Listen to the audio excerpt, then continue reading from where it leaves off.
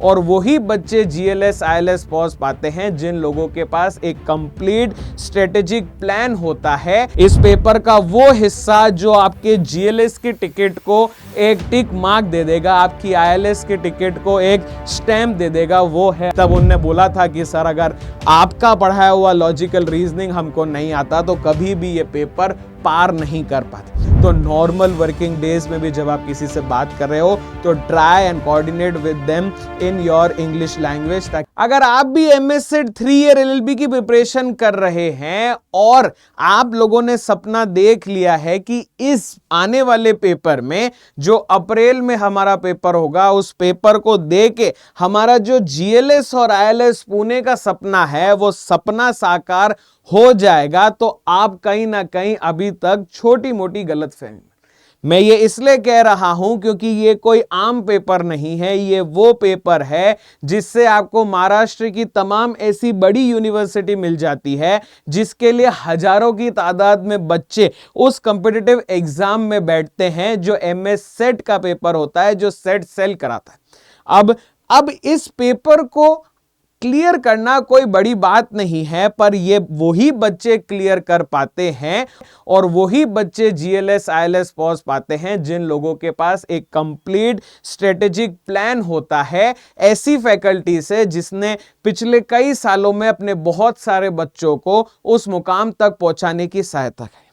नमस्कार, मेरा नाम हर्ष है और मैं यहाँ पे अड्डा 247 पे आपके लिए एक कंप्लीट रोड मैप आने वाले 7-8 महीने आपकी 2027 की जो अप्रैल है जिसमें आपका एमएस सेट 3 ईयर एलएलबी का पेपर होगा, उसके लिए कंप्लीट स्ट्रेटेजिक प्लान आप लोगों के लिए लेके आ गया हूं। वीडियो थोड़ी सी लंबी हो सकती है क्योंकि सब कुछ इस वीडियो में मैं आप लोगों को बताऊंगा और ये वीडियो आप लोगों के लिए इसलिए इंपॉर्टेंट है कि अगर आपका जो सपना है वो सपना आज से इस वीडियो को देख के अगर आप उस ट्रैक पे चलना चालू कर देते हैं तो वो सपना एक दिन आप साकार कर सकते हैं और वो एक दिन अप्रैल 2027 ही होगा। थोड़ा सा अगर मैं आगे बढ़ जाऊं और टाइम लाइन की अगर मैं बात कर लूं तो एग्जाम की जो की डेट्स हमारे पास दे रखी है, आप लोगों के पास जनवरी में आप लोगों को एप्लीकेशन विंडो देखने को मिल जाती है और अर्ली अप्रैल में आप लोगों का एग्जाम होता है। पिछली बार भी अभी 1 तारीख को पेपर हो गया था 2 शिफ्ट में,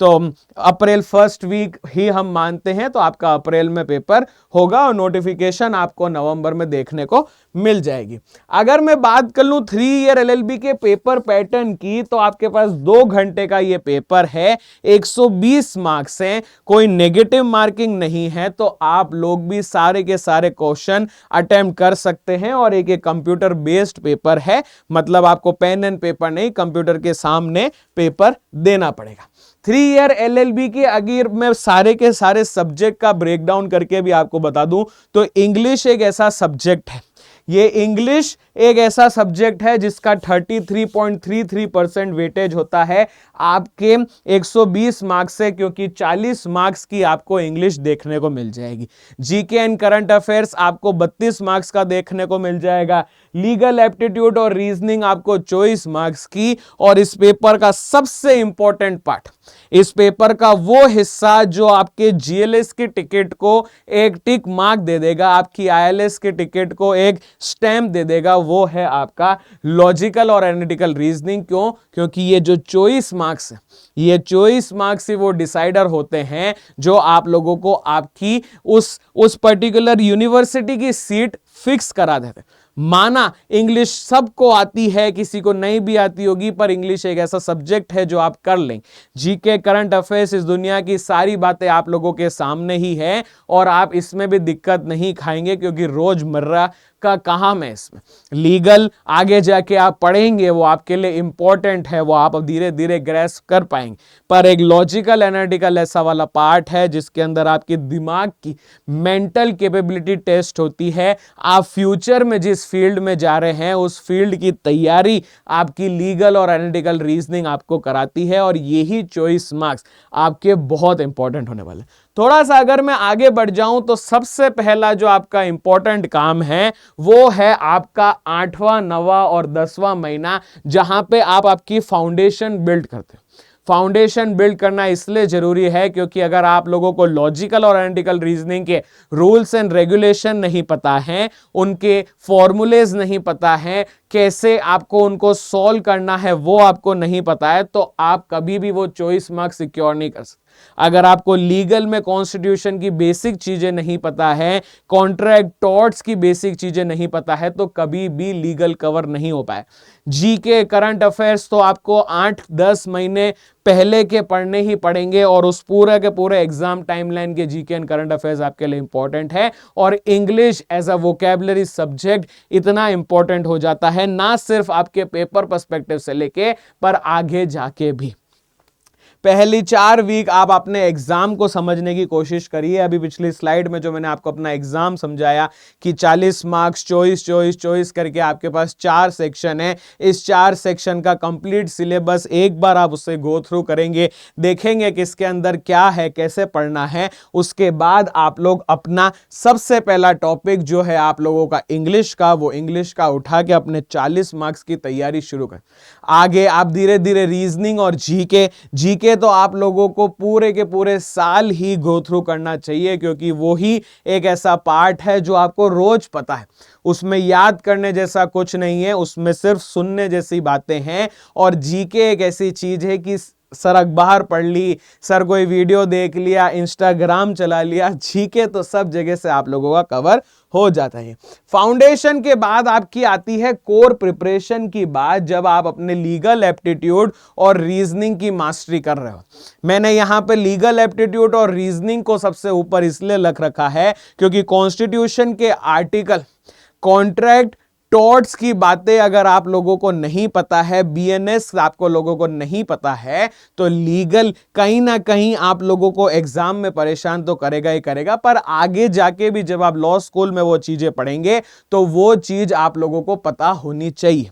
रीजनिंग में अब यहां पे इसलिए आ गया हूं कि रीजनिंग सर कैसे हम लॉजिकल पजल सॉल्व करेंगे, syllogism, sitting arrangement, clock and calendar, critical reasoning, statement, assumption, conclusion, बहुत सारी चीजें हैं। और ये बहुत सारी चीजें आपकी मास्टरी करना इंपॉर्टेंट है, क्योंकि जब तक लॉजिकल में आपको चीजें पता ही नहीं है तो आप तुक्का मार के भी वो चीज सॉल्व नहीं कर सकते। और तभी वीडियो की स्टार्टिंग में भी ये चीज बोला था कि सबसे ज्यादा परेशानी और सबसे अच्छा जो टॉपिक है वो आप लोगों का लॉजिकल रीजनिंग ही होता है, क्योंकि इसके बिना आपको आपकी जीएलएस और आईएलएस की सीट नहीं मिल सकती। ये मेरा नहीं, ये हमारे जितने भी टॉपर्स हैं उन सब टॉपर्स का कहना है। जब वो इस बार के पेपर का क्लियर करके बैठे हुए थे, जब उनकी परसेंटेज 99.9 आई थी, तब उनने बोला था कि सर अगर आपका पढ़ाया हुआ लॉजिकल रीजनिंग हमको नहीं आता तो कभी भी ये पेपर पार नहीं कर पाते।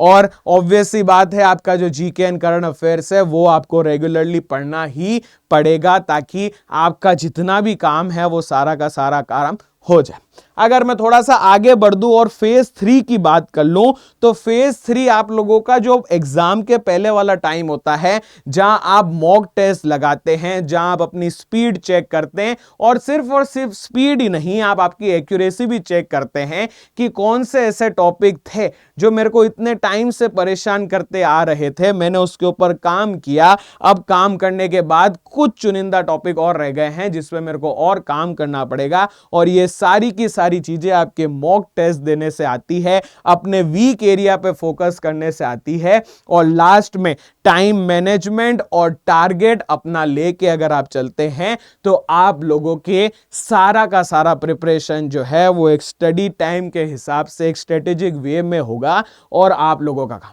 अब सर ऐसी कोई चीज बता दो जिसके अंदर हम लोगों को ये सब कुछ एक ही बार में मिल जाए, तो आप हमारे अड्डा 247 पे जाके एक बैचेस भी देख सकते हैं, आपके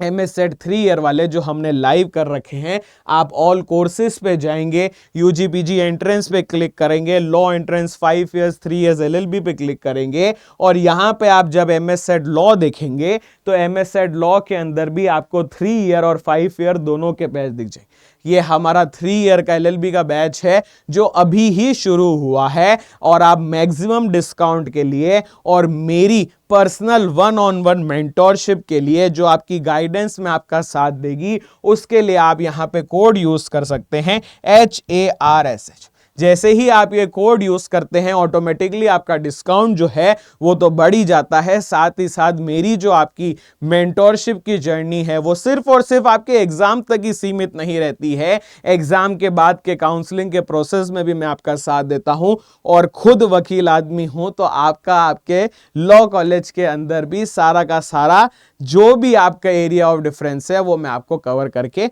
बता दूंगा। आगे बात करूं तो इस बैचेस के अंदर आप लोगों को सब कुछ मिल जाएगा, स्टडी मटेरियल, नोट्स, आपको PPTs मिल जाएंगी, आपको मॉक्स मिल जाएंगी, बुक्स मिल जाएगी, सब कुछ मिल जाएगा। और अगर मैं थोड़ा सा आगे बढ़ जाऊं तो इंग्लिश की स्ट्रेटेजी बता देता हूं। तो ये 5 इयर्स वालों का एक कंपैरिजन रख रखा है इन केस अगर किसी को डाउट हो, पर 3 ईयर LLB वालों के 40 मार्क्स यहां पे आते हैं। आप लोगों को आपकी रीडिंग कॉम्प्रिहेंशन स्किल जो है वो आप लोगों को स्ट्रॉन्ग करनी पड़ेगी, आपकी जो वोकैबुलरी है वो आपको बिल्ड करनी पड़ेगी, और